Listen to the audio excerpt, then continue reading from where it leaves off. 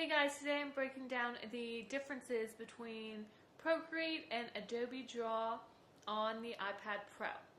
So I have both of these programs and both of them have really cool features, but there are some key differences between the two programs that you need to know about before you get your hands wet with them both. So we're going to start with Adobe Draw. Now Adobe Draw is vector based, which means that anything you draw in here you can export to Adobe Illustrator and it will already be a vector. It'll already be scalable, big or small, like it's done for you. And that's amazing to have that built in, but it comes at a price. Because of that, the Adobe Draw app only has 5 brushes for you to choose from.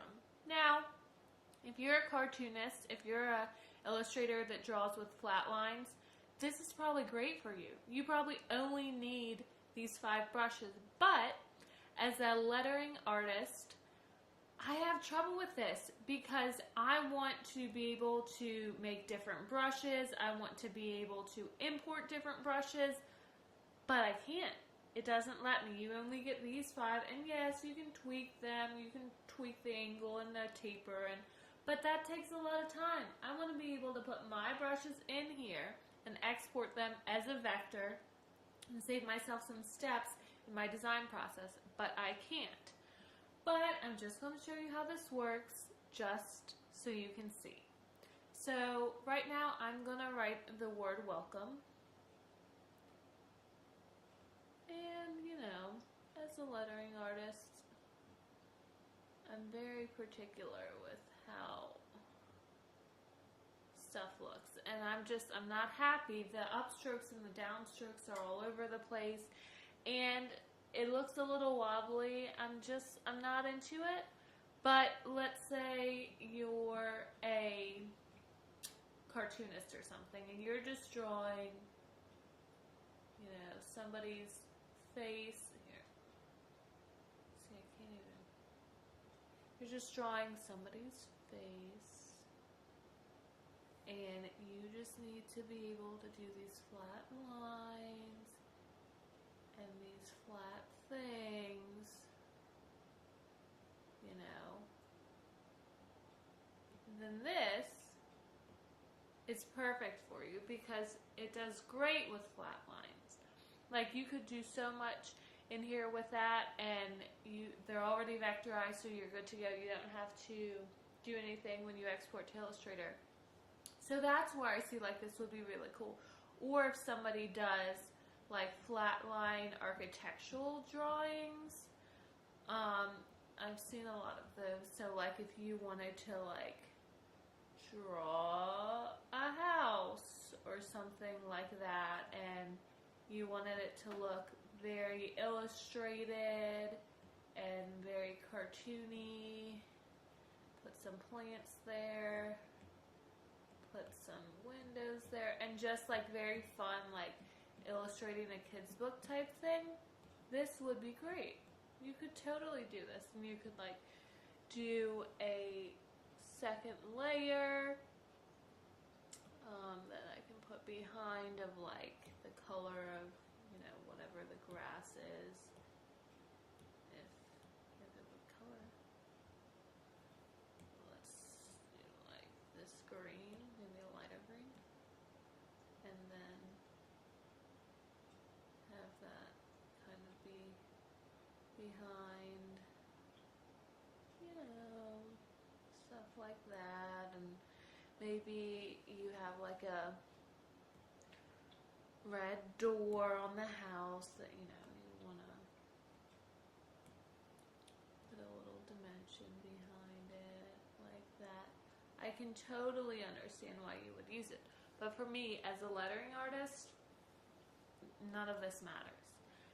But I think it'd be really cool if Adobe would make different options for brushes, because that would be a game changer for me for my lettering. But until then, this app is great for certain different line drawings, but for me as a lettering artist, it's not so great, but let me show you what program I use. So I use Procreate, and I'm going to tell you why.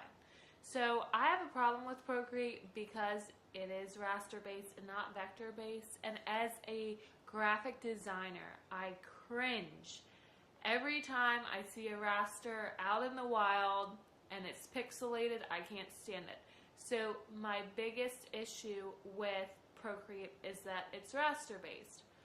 However, there are some ways to work around this that I have found. So after I do my entire piece of artwork, I export it and then I import it into Adobe Illustrator on my desktop, and then I vectorize it in there. So it's a two-step program. Again, if Adobe Draw, the app, were to make a possibility for custom brushes, that would eliminate those two steps. But until then, this is what I do. So I love Procreate because look at this freaking brush library. Okay, so you have sketching, you have inking. These are my custom brushes that I made on my own.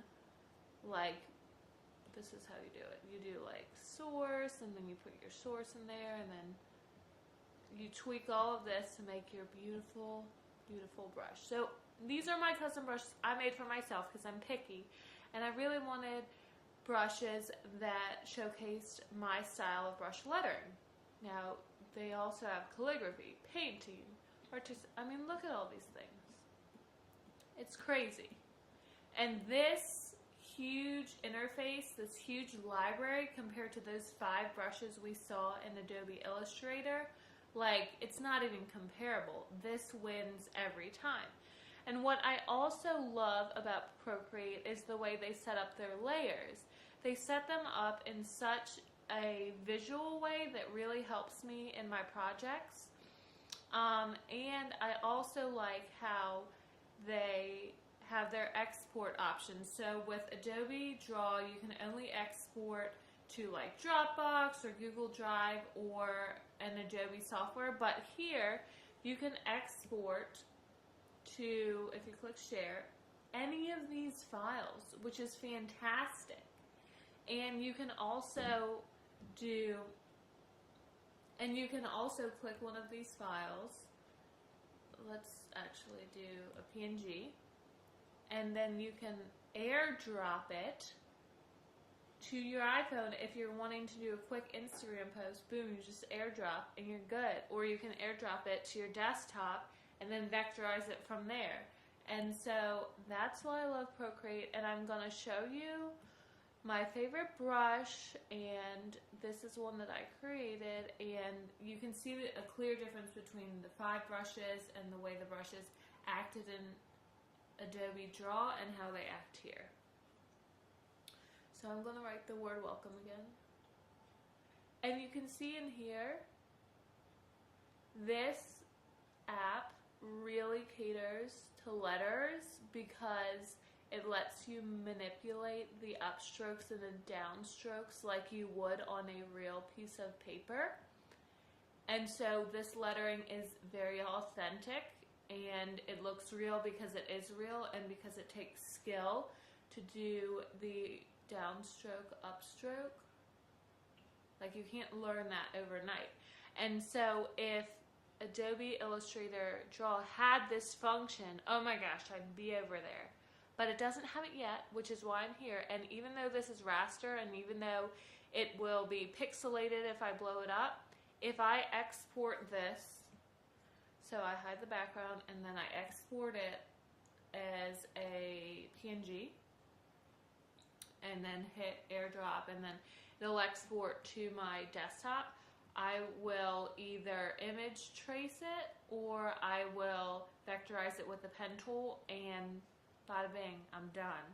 So that's usually what my process is. But again, it's up to you as to what type of drawing you do. If you do more of line drawing and cartooning, Adobe Draw is literally the way to go. Like, this is for you. If that's what you do, it will work great for you. There's so many options with the layers, and if you know that you're exporting right to an Adobe app. It's just, I mean, it's so easy. You just click it and boom, it's there. But if you are a lettering artist or an illustrator and you just really need something that you can customize to your lettering style, Procreate is the name of the game. So I hope that was helpful. I know I was a little biased, but I really just want Adobe Draw to be able to have custom brush functions. So I'm really hoping, because Adobe Illustrator is my most favorite program. It's the only thing I use for graphic design.